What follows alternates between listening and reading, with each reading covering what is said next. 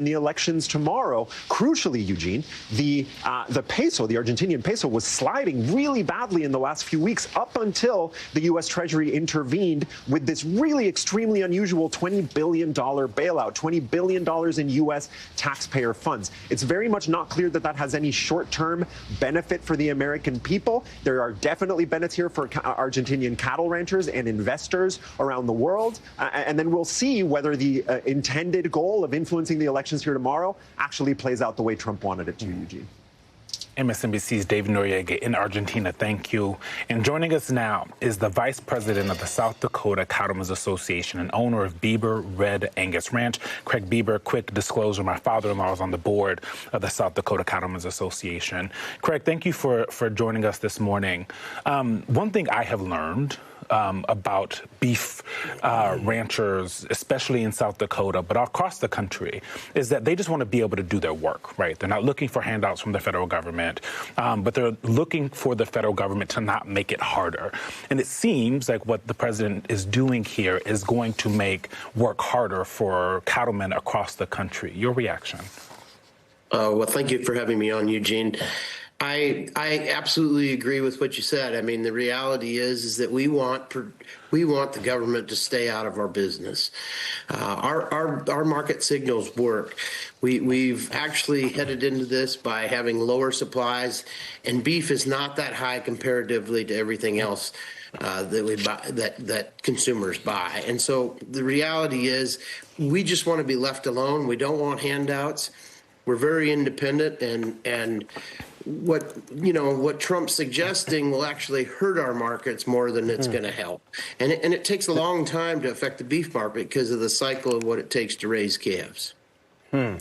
Bieber, let me get your reaction to something that the president put out on Truth Social on Wednesday. He says, the cattle ranchers, who I love, don't understand that the only reason they are doing so well for the first time in decades is because I put tariffs on cattle coming into the United States, including a 50% tariff on Brazil. If it weren't for me, they would be doing just as they've done for the past 20 years. Terrible. It would be nice if they would understand that, but they also have to get their prices down because the consumer is a very big factor in my thinking also.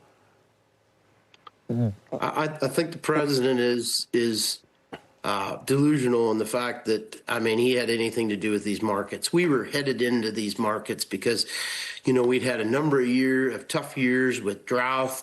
We had eroded the cow herd, and we were going to have a shortage of cattle. Almost everybody in the industry that was self-aware, knew this was coming, and I don't really feel that the president the tariffs didn't have anything to do with where we were at from a market standpoint. Mr. Bieber, I want to now get your response to a different comment from Senator Pete Ricketts, a Republican in Nebraska, who has said he wants to pursue an alternative market-based solution to lower beef prices. I'll get your reaction on the other side. Do you think this move would be a betrayal of Nebraska ranchers who overwhelmingly supported Trump?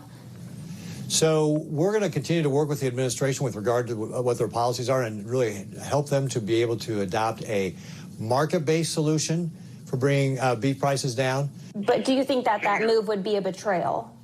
So we're going to continue to work with the administration on finding market-based solutions on how we address accomplishing the president's goal with what we know we need to do to be able to protect our farmers and ranchers.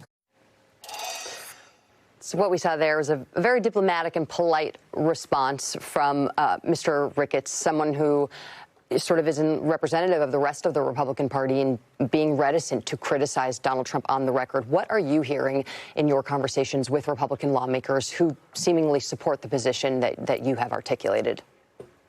Yeah, I think they're just consistently moving that message forward that we, cattle producers in the country, and I feel like that's what, the people I've talked to have said is that we want the government to stay out of our business. We're okay with market-based solutions.